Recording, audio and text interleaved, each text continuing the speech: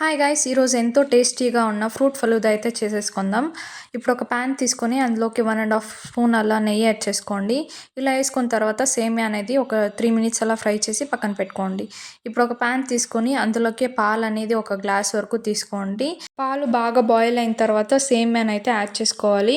ఇలా చేసుకున్న తర్వాత ఇప్పుడు ఒక చిన్న బౌల్ తీసుకొని అందులోకి కస్టర్డ్ పౌడర్ 1 టేబుల్ స్పూన్ అలా యాడ్ చేసుకొని ఇలా పాలను యాడ్ చేసుకొని ఇలా బాగా మిక్స్ చేసుకోండి ఉండలు లేకుండా. ఇప్పుడు దీన్ని ఇలా సేమియాలోకి యాడ్ చేసుకోండి. దీన్ని ఒక 3 మినిట్స్ అలా బాయిల్ చేసుకోండి. ఇలా బాయిల్ చేసుకున్న తర్వాత దీన్ని ఫ్రిడ్జ్లో అయితే పెట్టేసేయండి ఒక హాఫ్ అన్ అవర్ తర్వాత ఇప్పుడు మనం సర్వ్ చేసుకుందాం. ఇప్పుడు ఒక గ్లాస్ తీసుకొని అందులోకి 1 టేబుల్ స్పూన్ అలా చియా సీడ్స్ అయితే యాడ్ చేసుకుంటున్నాను. తర్వాత దాళంబి గింజలు, తర్వాత మనం చేసుకున్న కస్టర్డ్ సేమియా ఇవన్నీ యాడ్ చేసుకొని ఇలా డెకరేట్ చేసుకోండి. చాలా బాగుంటుంది టేస్ట్ అయితే. ఇలా 2 లేయర్స్గా యాడ్ చేసుకోండి. పైన అనేది ఐస్ క్రీమ్ అయితే యాడ్ చేసుకొని ఇలా మీకు ఇష్టమైన ఫ్రూట్స్తో అయితే సర్వ్ చేసుకోవచ్చు. చాలా బాగుంటుంది. ఈ సమ్మర్కి అయితే చాలా టేస్టీగా ఉంటుంది. ఇంటికి గెస్ట్స్ వస్తే ఇలా సర్వ్ చేసి ఇవ్వండి. వాళ్ళైతే చాలా హ్యాపీగా ఫీల్ అవుతారు.